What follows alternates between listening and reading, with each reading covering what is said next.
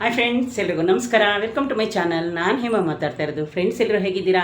ಎಲ್ಲರೂ ಚೆನ್ನಾಗಿದ್ದೀರಾ ಅಂತ ತಿಳ್ಕೊತೀನಿ. ಇನ್ನು ಫ್ರೆಂಡ್ಸ್, ನನಗೆ ಏನಾದ್ರು ರೀಲ್ಸ್ ಮಾಡ್ಬೇಕಾದ್ರೆ ಲೂಸ್ ಏರೇ ಬಿಟ್ಕೊಂಡಿರ್ತೀನಿ ಯಾವಾಗಲೂ. ಇನ್ನು ನೋಡೋಣ, ಸ್ವಲ್ಪ ಜಡೆನ ಕಟ್ಕೊಂಡು ಮಾಡಬೇಕು ಅಂತ ಅಂದ್ಕೊಂಡಿದ್ದೀನಿ. ಇನ್ನು ಫ್ರೆಂಡ್ಸ್, ಇವತ್ತು ಸ್ಯಾಟರ್ಡೇ, ಆಂಜನೇಯನ ವಾರ. ಎಷ್ಟೊಂದು ಜನ ಉಪವಾಸ ಇರ್ತಾರೆ. ಮತ್ತು ಇನ್ನು ಫ್ರೆಂಡ್ಸ್, ನಾನು ಆವಾಗ ಹನುಮಾನ್ ಚಾಲೀಸು ಓದ್ತಾ ಇದ್ದೆ. ಈಗ ಡೈಲಿ ನಾನು ಮಲ್ಕೊಳ್ಳುವಾಗ ಫ್ರೆಂಡ್ಸ್, ನಾನು ಏನು ಮಾಡ್ತೀನಿ ಅದನ್ನು ಹೇಳ್ತಾ ಇದ್ದೀನಿ. ಡೈಲಿ ನಾನು ಮಲ್ಕೊಳ್ಳುವಾಗ ಫ್ರೆಂಡ್ಸ್, ಯಾವಾಗಲೂ ನನ್ನ ತಲೆ ಸಂದಿಲಿ ಆಂಜನೇಯಂದೊಂದು ಹನುಮಾನ್ ಚಾಲೀಸ್ ಇಟ್ಕೊಂಡಿದ್ದೀನಿ. ಮೊಬೈಲಲ್ಲಿ ಹನುಮಾನ್ ಚಾಲೀಸ್ ಹಾಕ್ಕೊಂಡು ಕೇಳ್ಕೊಂಡು ಹಂಗೆ ಅದು ಯಾವಾಗ ಮುಗ್ದೋಗಿರುತ್ತೋ ಗೊತ್ತಿರಲ್ಲ, ಹಾಗೆ ಮಲ್ಕೊಂಡಿರ್ತೀನಿ. ಶನಿವಾರ, ಭಾನುವಾರ, ಮಂಗಳವಾರ ಆ ಥರ ಏನಿಲ್ಲ ಫ್ರೆಂಡ್ಸ್. ಡೈಲಿ ನಾನು ನನ್ನ ಹತ್ರ ಇಟ್ಕೊಂಡಿದ್ದೀನಿ. ಬ್ಯಾಗಲ್ಲೊಂದು ಇಟ್ಕೊಂಡಿದ್ದೀನಿ. ಇನ್ನು ಫ್ರೆಂಡ್ಸ್, ಪ್ಲೀಸ್ ದಯವಿಟ್ಟು ಇದೇ ಯಾರಾದರೂ ಫಸ್ಟು ನನ್ನ ವೀಡಿಯೋ ನೋಡ್ತಾ ಇದ್ದರೆ ಹೇಮಾ ಕನ್ನಡ ಲಾಗ್ 07 ಚಾನಲ್ನ ಸಬ್ಸ್ಕ್ರೈಬ್ ಮಾಡ್ಕೊಂಡು ನೋಡಿ. ಸಬ್ಸ್ಕ್ರೈಬ್ ಮಾಡೋದನ್ನ ಮರಿಬೇಡಿ ಫ್ರೆಂಡ್ಸ್ ಅಂತ ಹೇಳ್ತಾ ಇವತ್ತಿನ ನನ್ನ ಲಾಗ್ನ ಸ್ಟಾರ್ಟ್ ಮಾಡೋಣ ಬನ್ನಿ. ನಿಮ್ಮೆಲ್ಲರ ಜೊತೆ ನಾನು ಏನು ವಿಷಯ ಹಂಚ್ಕೊಳ್ಳೋಕೆ ಬಂದಿದ್ದೀನಿ ಅಂತ ಹೇಳಕ್ಕೆ ಬಂದಿದ್ದೀನಿ. ಇನ್ನು ಫ್ರೆಂಡ್ಸ್, ಪ್ಲೀಸ್ ದಯವಿಟ್ಟು ಮತ್ತೊಮ್ಮೆ ಕೇಳ್ತಾ ಇದ್ದೀನಿ, ಯಾರಾದರೂ ಇದೇ ಫಸ್ಟು ನನ್ನ ವೀಡಿಯೋನ ನೋಡ್ತಾ ಇದ್ದರೆ ದಯವಿಟ್ಟು ಸಬ್ಸ್ಕ್ರೈಬ್ ಮಾಡ್ಕೊಂಡು ನೋಡಿ ಅಂತ ಹೇಳೋಕ್ಕೆ ಇಷ್ಟಪಡ್ತೀನಿ. ಇನ್ನು ಫ್ರೆಂಡ್ಸ್, ನಾನು 2 ಲಿಫ್ಟಿಗೂ 100 ರೂಪೀಸ್ನ ತಂದಿದ್ದೆ. ಯಾಕೆ ಅಂದರೆ ವೀಡಿಯೋಕ್ಕೆ ಮಾತ್ರ, ವೀಡಿಯೋ ಮಾಡೋಕ್ಕೆ ಅಂತ. ಇನ್ನು ಫ್ರೆಂಡ್ಸ್, ನಾನು ವರ್ಕ್ ಪ್ಲೇಸಲ್ಲಿ ಹಾಕೊಳ್ಳೋಕ್ಕೆ ಒಂದು 400 ಅಷ್ಟೇ ಫ್ರೆಂಡ್ಸ್. ನಾನು ಜಾಸ್ತಿ 700, 800, 1000 ಯಾವುದೂ ನಾನು ತಗೊಳ್ಳಲ್ಲ. ನಮ್ಮ ಲೆವೆಲ್ಗೆ ನಮಗೆ ಎಷ್ಟು ಸಂಬಳ ಬರುತ್ತೋ ಅದ್ರ ತಕ್ಕನಾಗಿ ನಾನು ಏನೇ ತಗೊಂಡ್ರು ಅಷ್ಟೇ ಫ್ರೆಂಡ್ಸ್. ನಾನು 10 ಸಂಪಾದನೆ ಮಾಡಿ 20ನ ಏನೂ ಪರ್ಚೇಸ್ ಮಾಡಲ್ಲ. 20 ಸಂಪಾದನೆ ಮಾಡಿದ್ರೆ ನಾನು 10 ಸಂಪಾದನೆ ಮಾಡೋದು. ಇನ್ನು ಫ್ರೆಂಡ್ಸ್, ನಂದು ವಾಯ್ಸ್ ಯಾಕೆ ಈ ಥರ ಇದೆ ಅಂತ ನೋಡ್ತಾ ಇದ್ದೀರಾ. ಒಂದೇ ಒಂದು ನಿಮಿಷ ಫ್ರೆಂಡ್ಸ್, ಒಂದು ಫೋನ್ ಬರ್ತಾಯಿದೆ, ಯಾವುದಂತ ಗೊತ್ತಿಲ್ಲ. ಇನ್ನು ಫ್ರೆಂಡ್ಸ್, ನಂದು ಸೆಕೆಂಡ್ ಶಿಫ್ಟು 1:30 to 10:30, ನಾನು ಬರೋದು 11:30. ಅಷ್ಟೊತ್ತಂಗ ಫೋನ್ ಅದು ಇದು ಬರ್ತಾಯಿರುತ್ತೆ ಫ್ರೆಂಡ್ಸ್. ಯಾವುದಾದ್ರೂ ಮೇಯ್ನ್ ಫೋನ್ ಇದ್ದರೆ ಪಿಟ್ ಮಾಡ್ತೀನಿ. ಇನ್ನು ಕಂಪ್ನಿಯು ಅದು ಇದು ಹೌಸ್ ಕೀಪಿಂಗ್ ರಜೆ ಕೇಳೋಕ್ಕೆ ಅವು ಮಾಡ್ತಾಯಿರ್ತವೆ. ಅವರು ನಾನು ಫೋನ್ ಎತ್ತಿಲ್ಲ ಅಂದರೆ ವಾಯ್ಸ್ ಮೆಸೇಜ್ ಹಾಕ್ತಾರೆ. ಏನು ಮಾಡೋಕ್ಕಾಗಲ್ಲ ಫ್ರೆಂಡ್ಸ್. ಸಡನ್ನಾಗಿ ಯಾರಾದರೂ ರಜೆ ಹಾಕ್ತಾರೆ. ಯಾವುದಾದ್ರೂ ಸಾವು ನೋವು ಬಂದೇ ಬರುತ್ತಲ್ಲ. ಇನ್ನು ಫ್ರೆಂಡ್ಸ್, ನನ್ನ ವಾಯ್ಸ್ ಇವತ್ತು ಯಾಕೆ ಈ ಥರ ಆಗೈತೆ ಅಂದರೆ ಫ್ರೆಂಡ್ಸ್, ಎಲ್ರಿಗೂ ಒಂದೇ ಥರ ಇರೋಲ್ಲ. ನಾನು ಆಲ್ರೆಡಿ ನಿಮ್ಗೆ ಎಷ್ಟೋ ಸಲ ಹೇಳಿದ್ದೀನಿ. ಇವತ್ತು ನನಗೆ ಏನಂತ ಗೊತ್ತಿಲ್ಲ ಫ್ರೆಂಡ್ಸ್. ರಾತ್ರಿ ತುಂಬ ಗಾಳಿಲೇ ಬಂದೆ. ಸ್ವಲ್ಪ ಮಳೆ ಬೇರೆ ಬಂದಿತ್ತು. ಅಲ್ಲಿ ರೋಡ್ ಎಲ್ಲನೂ ಕಿತ್ತಾಕಿ ಮರ ಎಲ್ಲ ಬಿದ್ದೋಗಿ ಏನೇನೋ ಕೊಚ್ಚೆ ಸ್ಮೆಲ್ಲು, ಗಂಟ್ಲು ನೋಡಿದ್ರೆ ಫ್ರೆಂಡ್ಸ್, ಬೆಳಗ್ಗೆ ವಾಯ್ಸೇ ಬರ್ತಾಯಿಲ್ಲ ನನಗೆ. ಅಯ್ಯೋ, ಇದೇನಪ್ಪ ಈ ಥರ ಆಗೋಯ್ತಲ್ಲ ಅಂತ ಅಂದ್ಬಿಟ್ಟು ಫ್ರೆಂಡ್ಸ್, ನಾನು ಅರಿಶಿಣ ಪುಡಿ ಮತ್ತು ಸುಣ್ಣ ಒಂದು ನೀರಿಗೆ ಕುದಿಸ್ಕೊಂಡು ಫ್ರೆಂಡ್ಸ್, ಇದು ಬೆಡ್ಶೀಟ್ ಆಗಲಿ ಒಂದು ಬಟ್ಟೆನಾಗಲಿ ಕ್ಲೋಸ್ ಮಾಡ್ಕೊಂಡು ಅಂತ ಬಾಯಿ ಬಿಡಬೇಕು. ಒಳಗಡೆ ಎಳ್ಕೋಬೇಕು ಮತ್ತು ಮೂಗುಗೂ ಅಷ್ಟೇ ಫುಲ್ ಎಳ್ಕೋಬೇಕು. ಆಮೇಲೆ ಅಮೃತಾಂಜನ ಇಲ್ಲಿಗೆಲ್ಲ ಹಚ್ಕೋಬೇಕು ಮಾಡಿದ್ದೀನಿ. ಆ ನೀರನ್ನ ಮತ್ತೆ ಹಂಗೆ ಇಟ್ಟಿದ್ದೀನಿ, ಯಾಕಂದರೆ ಸಾಯಂಕಾಲ ಒಂದು ಸರಿ ಬಂದು ತಗೊಳ್ಳೋಕ್ಕೆ ಅಂತ. ಇನ್ನು ಅದಾದಮೇಲೆ ಫ್ರೆಂಡ್ಸ್, ಮಜ್ಜಿಗೆ ಮೆಣಸಿಕಾಯಿ ಇವತ್ತಿಗೆ ಲಾಸ್ಟ್ ಆಯಿತು. ಅದನ್ನು ನೆನೆಸಿ ತೆಗೆದುಬಿಟ್ಟೆ. ಮಜ್ಜಿಗೆಯಿಂದ 3-4 ದಿವಸ ಹಾಕಿದೆ. ಅದನ್ನು ಮಾಡ್ಕೊಂಡ್ಮೇಲೆ ಫ್ರೆಂಡ್ಸ್, ಸ್ವಲ್ಪ ನನಗೆ ಇಷ್ಟು ವಾಯ್ಸ್ ಬರ್ತಾಯಿತ್ತು. ಆಮೇಲೆ ಮೈಯೆಲ್ಲ ಒಂಥರ ಚುಚ್ಚಿದಂಗೆ ಆಯ್ತಿತ್ತು. ಅದಕ್ಕೆಲ್ಲ ನಾನು ಸ್ವಲ್ಪಕ್ಕೇನು ಮಾತ್ರೆ ತಗೊಳ್ಳಿಲ್ಲ ಫ್ರೆಂಡ್ಸ್. ಒಂದು ದೃಷ್ಟಿನ ತೆಗ್ದಾಕೊಂಡೆ, ಒಂದೇ ಸಮಯ ಇರಲ್ವಲ್ಲ, ನೈಟೆಲ್ಲ ರೋಡಲ್ಲಿ ಬರ್ತೀವಲ್ಲ ಅಂತ ಅಂದ್ಬಿಟ್ಟು. ಇನ್ನು ಅದಾದಮೇಲೆ ಫ್ರೆಂಡ್ಸ್, ನಾನಿವತ್ತು ಸೇಮಿಯಾ ಉಪ್ಪಿಟ್ಟು ಮಾಡಿದ್ದೀನಿ. ಆಲ್ರೆಡಿ ಆ ವಿಡಿಯೋ ಬಗ್ಗೆ ಫುಲ್ ಡೀಟೇಲ್ ಹಾಕಿದ್ದೀನಿ. ಇನ್ನು ಮತ್ತು ಅದ್ರ ಬಗ್ಗೆ ಏನು ಹೇಳೋ ಅವಶ್ಯಕತೆ ಇಲ್ಲ. ಇನ್ನು ಫ್ರೆಂಡ್ಸ್, ಟೈಮ್ ಆಲ್ರೆಡಿ 12 ಗಂಟೆ. ನಂದೆಲ್ಲ ಕೆಲಸ ಮುಗಿದಿದೆ. ಇವಾಗ ಜಸ್ಟ್ ಪೂಜೆನೂ ಆಗೋಯ್ತು. ಬಟ್ಟೆನೂ ಐರನ್ ಮಾಡಿಟ್ಟಿದ್ದೀನಿ ಫ್ರೆಂಡ್ಸ್. ಒಂದೊಂದ್ಸಲ ನಾನು ಐರನ್ ಮಾಡ್ಕೊಂಡು ಬಟ್ಟೆಗಳನ್ನ ಹಾಕ್ಕೊಂಡಿದ್ದೀನಿ. ಇಲ್ಲಾಂದರೆ ಯಾವುದು ಸಿಫಾನ್ ಡ್ರೆಸ್ ಇರುತ್ತೆ, ಇಲ್ಲಾಂದರೆ ಯಾವಾಗಾರ ಹಾಕ್ಕೊಂಡು ಐರನ್ ಹಂಗೆ ಕೂತಿರುತ್ತಲ್ಲ, ಅದನ್ನು ಹಾಕ್ಕೊಂಡೋಗ್ತೀನಿ ಫ್ರೆಂಡ್ಸ್. ನಿನ್ನೆ ನೈಟೆಲ್ಲ ಫುಲ್ ಮಳೆ ಬಂದಿದೆ ಬೆಂಗಳೂರಿಗೆ. ಆಲ್ರೆಡಿ ಎಲ್ರಿಗೂ ಗೊತ್ತಿರುತ್ತೆ ಅಂತ ಹೇಳ್ತೀನಿ. ಆದರೆ ಫ್ರೆಂಡ್ಸ್, ಎಷ್ಟು ಮಳೆ ಹೋಯ್ತೋ ಅಷ್ಟೇ ಬಿಸಿಲು ಬರ್ತಾಯಿದೆ. ಎಷ್ಟೊಂದು ಬಿಸಿಲು ಬರ್ತಾಯಿದೆ ನೋಡಿ. ಇನ್ನು ಫ್ರೆಂಡ್ಸ್, ನಾನು ಯಾವ ವಿಷಯದ ಬಗ್ಗೆ ಮಾತಾಡೋಕ್ಕೆ ಬಂದಿದ್ದೀನಿ ಅಂತ ನಿಮಗೆ ತಮ್ಮನಲ್ಲಿ ನೋಡಿದ್ರೇ ಗೊತ್ತಾಗುತ್ತೆ ಫ್ರೆಂಡ್ಸ್. ಒಬ್ಬೊಬ್ಬರು ಲೇಡೀಸ್ಗೆ ಒಂದೊಂಥರ ಆಸೆ ಇರುತ್ತೆ. ಆಸೆ ಅನ್ನೋದನ್ನೇ ನಾವು ಒತ್ಕೊಂಡು ಬಂದಿದ್ದೀವಿ. ಆಸೆ ಯಾರಿಗಿರಲ್ಲ ನೋಡಿ.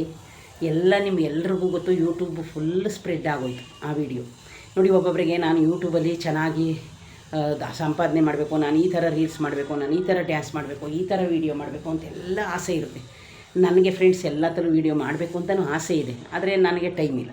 ಯಾಕಂದರೆ ನಾವು ಮೊದಲು ಹೊಟ್ಟೆಪಾಡು ನೋಡ್ಕೋಬೇಕು ಫ್ರೆಂಡ್ಸ್. ಅದರಲ್ಲೂ ಎಷ್ಟೋ ಜನ ಜೀವನ ನಡೆಸ್ತಾರೆ. ಅದಕ್ಕೆ ಅಂತಲೇ ನಿಂತ್ಕೋಬೇಕು. ಅದಕ್ಕೆ ಅಂತ ಕ್ಯಾಮ್ರಾಮ್ಯಾನ್ ಇಟ್ಕೊಂಡಿರ್ತಾರೆ, ಟ್ರಾವೆಲ್ಸ್ಗಳು ಮಾಡ್ತಾರೆ, ಏನೆಲ್ಲ ಮಾಡ್ತಾರೆ ಯೂಟ್ಯೂಬಲ್ಲಿ ಫ್ರೆಂಡ್ಸ್.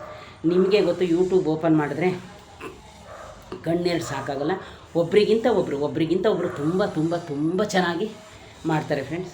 ಇದೇ ಯೂಟ್ಯೂಬರ್ಸು ಎಷ್ಟು ಚೆನ್ನಾಗಿ ಮಾಡಿ ಅವ್ರ ಕತೆ ಏನಾಗಿದೆ ಅಂತ ನಾನು ಇವತ್ತು ಹೇಳಕ್ಕೆ ಬಂದಿದ್ದೀನಿ.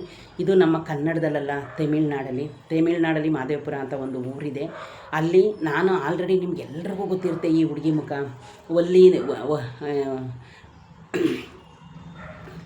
ವಯಸ್ಸಮ್ಮ ಅಂತ ಆ ಹುಡುಗಿ ಹೆಸರು ನಿಮಗೆ ಗೊತ್ತು. ಎಷ್ಟು ಚಿಕ್ಕ ಏಜು ಅಂದರೆ ಫ್ರೆಂಡ್ಸ್, ಸುಮ್ಮನೆ ಅವಳನ್ನು ನೋಡಿದ್ರೇ ಒಂಥರ ಹೊಟ್ಟೆ ಉರಿಯುತ್ತೆ.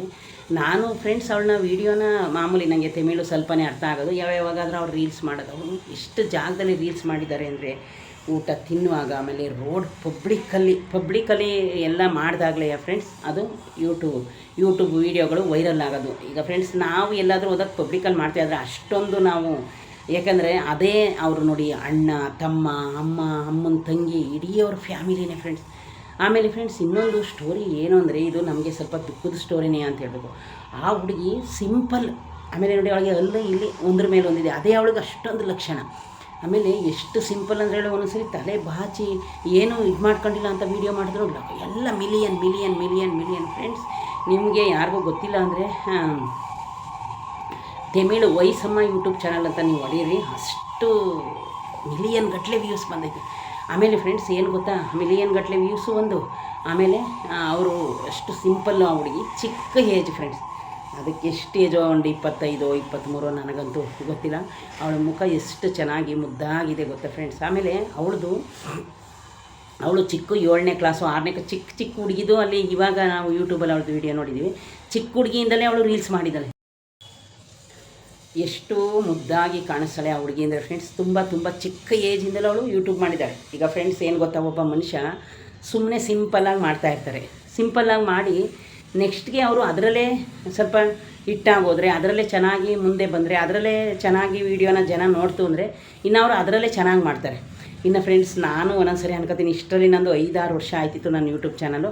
ಆವಾಗ ಇಷ್ಟೆಲ್ಲ ಕ್ರಿಯೇಟಿವಿಟಿ ಇಲ್ಲ ಬಿಡಿ ಫ್ರೆಂಡ್ಸ್. ನಾನು ಈಗ ಒಂದು 7-8 ವರ್ಷದ ಮಾತು ಹೇಳ್ತಾ ಇದ್ದೀನಿ ಅನ್ಕೋತೀನಿ ಮನಸ್ಸಲ್ಲ. ಆದರೆ ಫ್ರೆಂಡ್ಸ್ ಆಗ ನನಗೆ ಬರೀ 300 ಸಬ್ಸ್ಕ್ರೈಬರ್ ಇದ್ದರು, 65-70 ಸಾವಿರ ವ್ಯೂವರ್ಸ್ ಇದ್ದರು. ಆದರೆ ಇಷ್ಟೊಂದು ಬೇಕಿದ್ರೆ ನಾನು ಫ್ರೆಂಡ್ಸ್ ಆವಾಗ ಅದೇ ಚಾನಲ್ನ ನೀಟಾಗಿ ರೆಡಿ ಮಾಡ್ಕೊಂಡು ಮಾಡಿದರೆ ಇಷ್ಟರಲ್ಲಿ ನಂಗೆ ಒಂದು 10-12 ಸಾವಿರನಾದರೂ ಸಬ್ಸ್ಕ್ರೈಬರ್ ಆಯ್ತಿದ್ರು, ಏನೋ ಗೊತ್ತಿಲ್ಲ ಫ್ರೆಂಡ್ಸ್. ತುಂಬ ಗಾಡಿ ಬರ್ತಾಯಿದೆ, ಅದಕ್ಕೆ ಇದು ಓಪನ್ ಆಗ್ತಾಯಿದೆ ಆದರೆ ಈಗ ಹೆಂಗೆ ಅಂದರೆ ಫ್ರೆಂಡ್ಸ್ ನೋಡಿ, ಏನೊಂದು ವೀಡಿಯೋದಲ್ಲಿ ತೋರಿಸ್ತಾರೆ ನಿಮಗೆ. ಮಾನಿಟೈಸನ್ ಆಗಿಲ್ಲ ಮಾಡ್ಕೋಬೋದು, ವಾಚ್ ಅವರ್ಸ್ ಆಗಿಲ್ವಾ ಮಾಡ್ಕೋಬೋದು, ಎಲ್ಲದಕ್ಕೂ ಯೂಟ್ಯೂಬಲ್ಲಿ ಸೊಲ್ಯೂಷನ್ ಇದೆ. ಇನ್ನು ಹಂಗಾಗಿ ಫ್ರೆಂಡ್ಸ್ ಬನ್ನಿ, ನಾನು ಆ ಹುಡುಗಿ ಕಥೆನ ನಿಮಗೆ ಹೇಳಕ್ಕೆ ಬಂದಿದ್ದೀನಿ. ಟೈಮ್ ನೋಡಿದೆ, ಆ ಹುಡುಗಿ ಎಷ್ಟು ಮುದ್ದಾಗಿದ್ದಾಳೆ, ಎಷ್ಟು ಚಿಕ್ಕ ಫ್ರೆಂಡ್ಸ್. ಅವಳು ವೀಡಿಯೋ ಎಲ್ಲ ಮಿಲಿಯನ್ ಗಟ್ಟಲೆ ಓಡಿದೆ ನೋಡಿ. ಅವಳಿಗೆ ಅದೇ ಕೈ ಹಿಡಿದು. ಇನ್ನು ಅವರಮ್ಮ, ಅವರಪ್ಪ, ಅವ್ರು ಎಲ್ಲರೂ ವೀಡಿಯೋದಲ್ಲಿದ್ದಾರೆ. ಅವ್ರ ತಮ್ಮದಿರು, ಅಣ್ಣದಿರು, ಅಷ್ಟೇ ಇಡೀ ಕುಟುಂಬನೇ. ಈಗ ಫ್ರೆಂಡ್ಸ್ ಎಷ್ಟೊಂದು ಜನ ನೋಡಿ ದೊಡ್ಡ ಯೂಟ್ಯೂಬರ್ಸ್ ಮನೇಲಿ ಫುಲ್ ಫ್ಯಾಮಿಲಿನೇ ಸೇರ್ಕೊಂಡು ಮಾಡ್ತಾರೆ. ಯಾಕೆಂದರೆ ಅದರಲ್ಲಿ ಅರ್ನಿಂಗ್ಸ್ ಇರುತ್ತೆ ಫ್ರೆಂಡ್ಸ್. ಅದೇನು ಬರೀ ಶೋಕಿಗೋಸ್ಕರ ಮಾಡೋದು ಯೂಟ್ಯೂಬ್ನ, ಸುಮ್ಮನೆ ಹೆಂಗೆ ಬೇಕಂಗೆ ಮಾಡೋದು ಆ ಥರ ಏನಿಲ್ಲ ಫ್ರೆಂಡ್ಸ್. ಎಲ್ರಿಗೂ ಅದರಿಂದ ಅಮೌಂಟ್ ಬರ್ತಾಯಿದೆ. ಈಗ ನೋಡಿ, ದುಡ್ಡು ಅಂದರೆ ಯಾರಿಗೂ ಆಸೆ ಇಲ್ಲ. ಸ್ವಲ್ಪ ಜನಕ್ಕೆ ಇದರಿಂದ ಏನಾದರೂ ಅರ್ನಿಂಗ್ಸ್ ಬರುತ್ತೆ ಅಂದರೆ ಅದ್ರ ಮೇಲೆ ಕಾನ್ಸಂಟ್ರೇಟ್ ಜಾಸ್ತಿ ಆಗ್ತಾರೆ. ನಾವು ಇದನ್ನು ಮಾಡೋಣ, ಇದರಿಂದ ದುಡ್ಡು ಬರೋದು. ನೋಡಿ ಎಷ್ಟೊಂದು ಜನ ನೋಡಿ, ನಾವೇ ಬೆಳಗ್ಗೆಯಿಂದ ಸಂಜೆ ತನಕ ಕಷ್ಟಪಟ್ಟು ತಿಂಗಳು ತನಕ ಕೆಲಸ ಮಾಡ್ತೀವಿ ನೋಡಿ. ಅವ್ರು ಏನಿಲ್ಲ, 1 ನಿಮಿಷ ವೈರಲ್ ವೀಡಿಯೋ ಹಾಕ್ತಾರೆ, ಶಾರ್ಟ್ಸು ಫ್ರೆಂಡ್ಸ್, ಮಿಲಿಯನ್ ಗಟ್ಟಲೆ ನೋಡ್ತಾರೆ ಜನ. ಆಮೇಲೆ ಒಂದು 5 ನಿಮಿಷ 10 ನಿಮಿಷ ವೀಡಿಯೋ ಮಾಡ್ತಾರೆ, ಲಕ್ಷಾಂತರ ಜನ ನೋಡ್ತಾರೆ. ಅದರಲ್ಲಿ ವ್ಯೂಸ್ ಬರುತ್ತೆ, ಅದರಲ್ಲಿ ದುಡ್ಡು ಬರುತ್ತೆ ನೋಡಿ. ಅದು ಈಜಿ ಕೆಲಸ ಫ್ರೆಂಡ್ಸ್. ನೋಡಿ ಎಷ್ಟು ಮೇಕಪ್ ಮಾಡ್ಕೊಂಡು ಮಾಡೋರಿದ್ದಾರೆ ಫ್ರೆಂಡ್ಸ್. ಯಾವತ್ತೇ ಆಗಲಿ ನಾನು ನಿಮ್ಗೆ ಏನು ಹೇಳ್ತೀನಿ ಅಂದರೆ, ನಮಗೆ ಕಷ್ಟ ಇಲ್ಲದೆ ಕಮ್ಮಿ ಕಷ್ಟದಲ್ಲಿ ಯಾವುದ್ರಲ್ಲಿ ನಮ್ಗೆ ಅಮೌಂಟ್ ಬರುತ್ತೋ ಅದ್ರ ಮೇಲೆ ಜಾಸ್ತಿ ನಾವು ಕಾನ್ಸಂಟ್ರೇಟ್ಸ್ ತೋರಿಸಿದಾಗ ನಮಗೆ ನಮ್ಮ ಅರ್ನಿಂಗ್ಸು ಬರುತ್ತೆ. ನಮ್ಮ ಜೀವನದಲ್ಲಿ ಏನಾದರೂ ಆಸೆ ಇದೆ ನೋಡಿ ಫ್ರೆಂಡ್ಸ್, ಯೂಟ್ಯೂಬರ್ಸ್ನ ನೀವು ನೋಡಿದ್ದೀರಾ, ಯಾವ ಫಿಲಮ್ ಸ್ಟಾರ್ಗೂ ಕಮ್ಮಿ ಇಲ್ಲ, ಯಾವ ಹೀರೋಗೂ ಕಮ್ಮಿ ಇಲ್ಲ. ಫಾರಿನ್ಗೆ ಹೋಗ್ತಾರೆ, ಅಮೇರಿಕಕ್ಕೆ ಹೋಗ್ತಾರೆ, ಮತ್ತು ಎಲ್ಲೆಲ್ಲಿಗೆ ಬೇಕು ಅಲ್ಲಿಗೆ ಹೋಗ್ತಾರೆ, ಕಾರ್ ತಗೊಂಡಿದ್ದಾರೆ ಫ್ರೆಂಡ್ಸ್. ಚೆನ್ನಾಗಿ ಅವರು ಒಳ್ಳೆ ತಂದಲ್ಲಿ. ಅದು ಫ್ರೆಂಡ್ಸ್ ಇದು ಸೋಷಿಯಲ್ ಮೀಡಿಯಾ ಕೆಟ್ಟದಕ್ಕೂ ಯೂಸ್ ಮಾಡ್ಕೊಂಡ್ರೆ ಒಳ್ಳೇದಕ್ಕೂ ಯೂಸ್ ಮಾಡಿ, ನಾನು ಒಳ್ಳೇದು ಯೂಸ್ ಮಾಡ್ಕೊಂಡು ಅರ್ನಿಂಗ್ಸ್ ಮಾಡ್ತಾ ಇರೋರ ಬಗ್ಗೆ ಹೇಳ್ತಾ ಇದ್ದೀನಿ. ಸೇಮ್ ಟು ಸೇಮ್ ಆ ಹುಡುಗಿ ಫ್ರೆಂಡ್ಸ್ ನೋಡಿ. ಅವ್ಳಿಗೆ ಆ ಹುಡುಗ ಬಂದು ಲವ್ ಮಾಡಿ ಅವಳು ಮದುವೆ ಆಗಲಿಲ್ಲ ಅಂದರೆ ಪಾಯ್ಸನ್ ತಗೊಂಡಿದ್ನಂತೆ. ಅವಳನ್ನ ಮದುವೆ ಆಗೋ ಹುಡುಗ, ಅದಕ್ಕೋಸ್ಕರ ಅವರು ಕರ್ಕೊಂಡೋಗಿ ಮದುವೆ ಮಾಡ್ಕೊಂಡಿದ್ದಾರೆ. ಹರಿಬಾಬು ಅಂತ ಅವ್ರ ಗಂಡನ ಹೆಸರು. ಆಮೇಲೆ ಫ್ರೆಂಡ್ಸ್ ನೋಡಿ, ಕೊನೆಗೆ ಅವಳ ಜೀವನ ಯಾವ ಥರ ಆಗಿದೆ ಅಂದರೆ, ಏನೋ ಅವಳು ಪ್ರೆಗ್ನೆಂಟು ಅಂತಾರೆ ಸಾಯೋ ಟೈಮಲ್ಲಿ ಫ್ರೆಂಡ್ಸ್. ನೋಡಿ ಇಷ್ಟು ಚೆನ್ನಾಗಿ ಅವಳ ಜೊತೆ ವೀಡಿಯೋ ಮಾಡಿದ್ದಾನೆ, ಅಷ್ಟು ಚೆನ್ನಾಗಿ ಪ್ರೀತಿ ಮಾಡಿ ಪಾಯ್ಸನ್ ತಗೋತೀನಿ ಅವಳು ಮದುವೆ ಆಗದೆ ಇಲ್ಲದೆ ಹೋದ್ರೆ ಅಂತೇಳಿ ಮದುವೆ ಆಗಿದ್ದಾನೆ. ಇಷ್ಟೆಲ್ಲ ಆಗಿ ಫ್ರೆಂಡ್ಸ್ ಒಂದು ರಾತ್ರಿಗೆ ಅವಳನ್ನ ಇಲ್ದಂಗೆ ಮಾಡಿಬಿಟ್ಟಿದ್ದಾನೆ. ಅದು ಫ್ರೆಂಡ್ಸ್ ಅವನೇನು ದೊಡ್ಡ ಚಾಕು, ದೊಡ್ಡ ಕತ್ರಿ, ದೊಡ್ಡದು ಏನು ತಂದು ಆ ಹುಡುಗಿನ ಕೊಲೆ ಮಾಡಿಲ್ಲ. ಓನ್ಲಿ ಒಂದು ಚಿಕ್ಕ ಚಾಕು, ಅದು ಎಷ್ಟು ಚೂಪಾಗಿತ್ತೋ ನನಗಂತೂ ಗೊತ್ತಿಲ್ಲ. ಅದಲ್ಲದೆ ಫ್ರೆಂಡ್ಸ್ ಆ ಹುಡುಗಿ ತುಂಬ ಇನ್ನೋಸೆಂಟ್ ಹುಡುಗಿ, ಚಿಕ್ಕ ಏಜು, ಮತ್ತು ಆ ಹುಡುಗಿಗೆ ಅಷ್ಟು ಶಕ್ತಿ ಇಲ್ಲ, ಅಂದರೆ ಚೂಟಿಯಾಗಿದ್ಲು. ಯಾವುದೇ ಚಾನಲಲ್ಲಿ ಬೇಕಾದ್ರೆ ನೀವು ನೋಡಿ, ವಯಸ್ಸಮ್ಮ ಅಂತ ಯೂಟ್ಯೂಬ್ ಚಾನಲ್ ಇದೆ. ಎಷ್ಟು ಮೋಸ ಆಯಿತು ಆ ಹುಡುಗಿಗೆ ಅಂದರೆ ಫ್ರೆಂಡ್ಸ್, ಹೆಂಗೆ ಅಂದರೆ ಫುಲ್ಲು ನೈಟಲ್ಲಿ ಆ ಹುಡುಗಿಗೆ ಎಲ್ಲ ಹಣೆ ಮೇಲೆ, ಮುಖದ ಮೇಲೆ, ಹೊಟ್ಟೆಗೆ, ಕೈಗೆ ಫ್ರೆಂಡ್ಸ್, ನಿಜವಾಗ್ಲೂ ಕಣ್ಣಿಂದ ನೋಡಬಾರ್ದು ಆ ದೃಶ್ಯನ. ಆ ಥರ ಮಾಡಿ ಆ ಹುಡುಗಿನ ಸಾಯಿಸ್ಬಿಟ್ಟಿದ್ದಾನೆ ಗಂಡನೇ.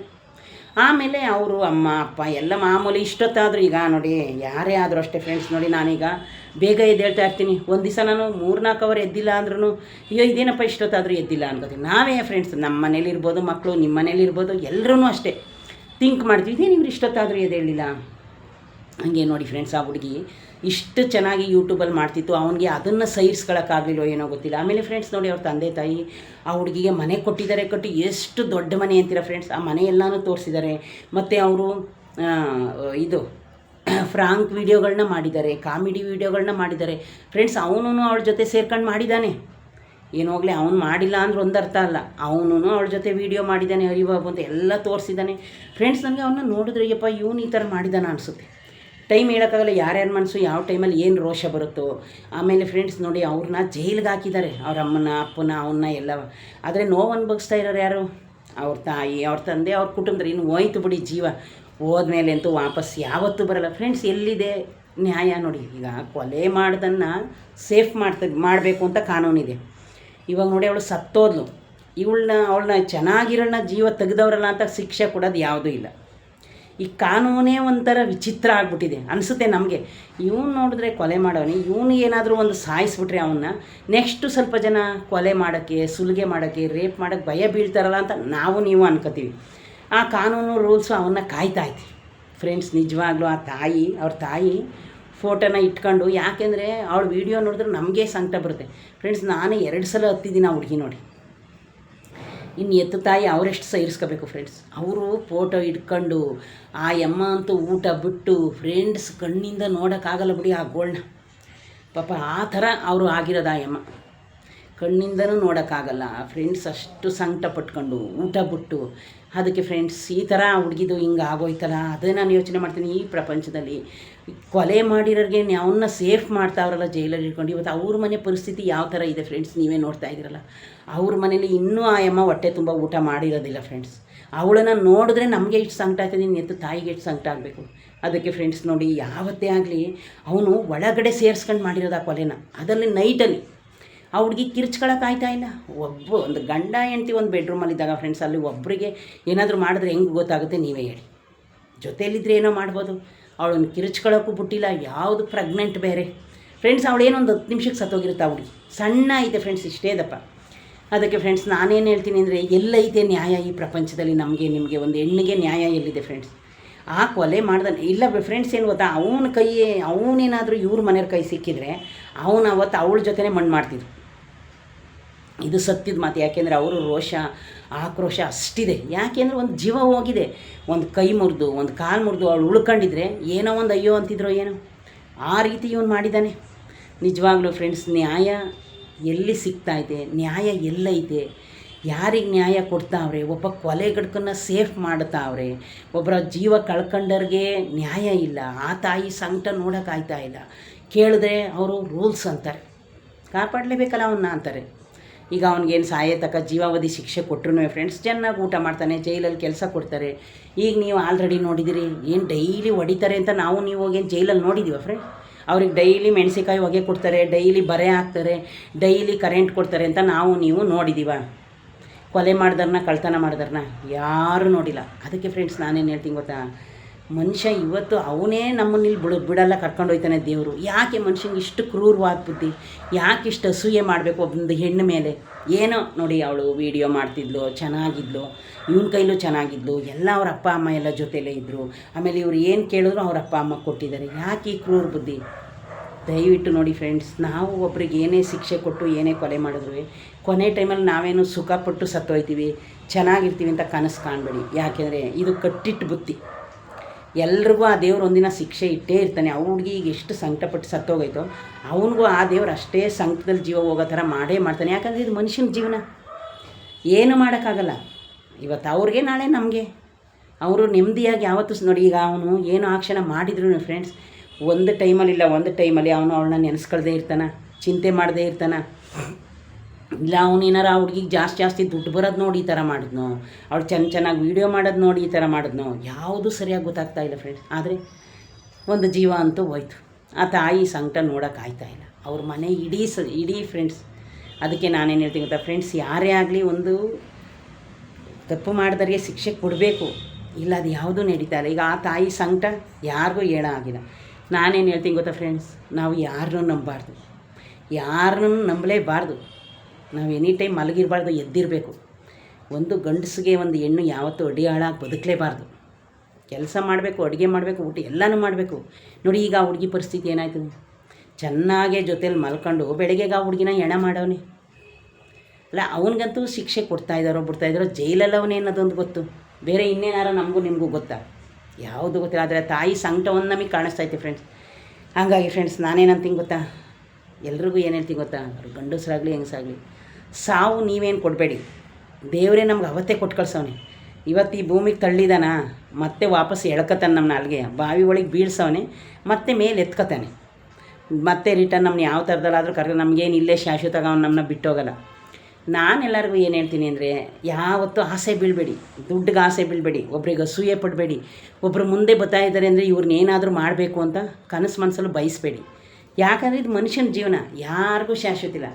ಎಲ್ಲರೂ ಒಂದು ದಿವಸ ಬಿಟ್ಟು ಹೋಯ್ತಾನೇ ಇರಬೇಕು. ಫ್ರೆಂಡ್ಸ್ ನನಗಿದ್ರ ಬಗ್ಗೆ ಇಷ್ಟು ಹೇಳಬೇಕು ಅನ್ನಿಸ್ತು. ನಿಮ್ಗೆ ಯಾರಿಗಾರು ಈ ವಿಡಿಯೋದ ಬಗ್ಗೆ ಕಮೆಂಟ್ ಹಾಕಬೇಕು ಅಂದರೆ, ಇನ್ನೂ ಒಂದು ವೀಡಿಯೋ ಮಾಡಬೇಕು ಅಂದರೆ ನಾನು ಮಾಡ್ತೀನಿ. ಇದೇ ಫಸ್ಟ್ ಯಾರಾದರೂ ನನ್ನ ವೀಡಿಯೋ ನೋಡ್ತಾರೆ ಪ್ಲೀಸ್ ಒಂದು ಲೈಕ್ ಕೊಟ್ಟು ಸಬ್ಸ್ಕ್ರೈಬ್ ಮಾಡೋದನ್ನ ಮರಿಬೇಡಿ.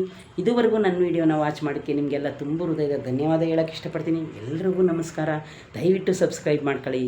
ಓಕೆ ಫ್ರೆಂಡ್ಸ್, ಬಾಯ್.